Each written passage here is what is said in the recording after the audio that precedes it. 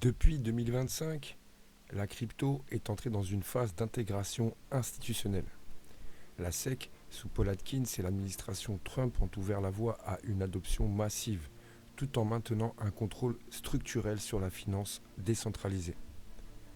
Cette approche crée un modèle hybride, pro-innovation à court terme, mais potentiellement stérilisant à long terme.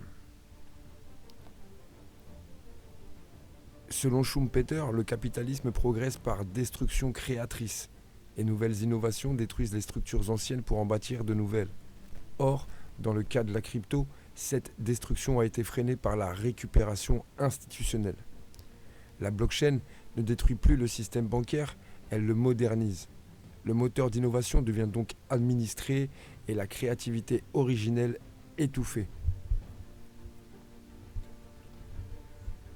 Keynes aurait parlé ici d'un multiplicateur contrôlé. L'État stimule la demande, mais oriente les flux. L'adoption crypto actuelle est une relance encadrée. Les flux de capitaux affluent vers les actifs régulés, mais la liberté d'expérimentation est restreinte. L'innovation devient conforme. Toute innovation traverse 3 phases. Libération, l'émergence hors du système, rupture, chaos créatif, absorption, récupération par les institutions, intégration, stérilisation, normalisation, contrôle, perte de la force créatrice.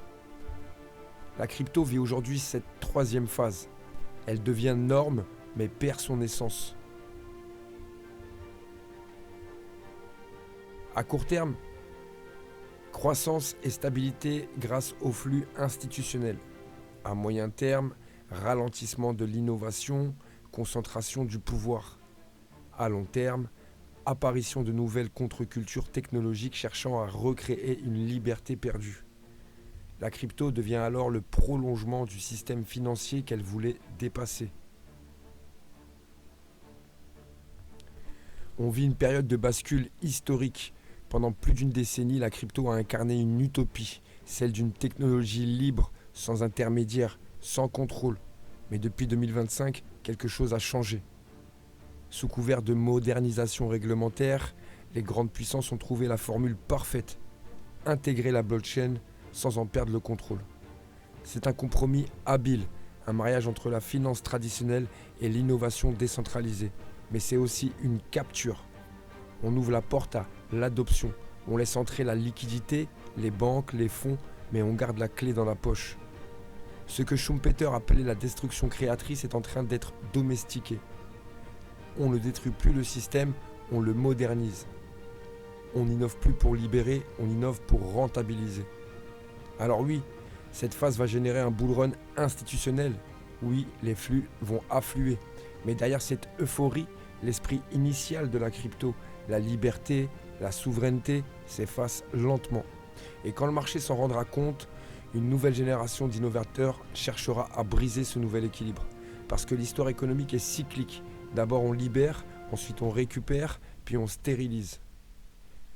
La crypto meurt comme révolution, mais renaît comme système. Et c'est là que commence la prochaine bataille. Non pas celle du prix, mais celle du sens.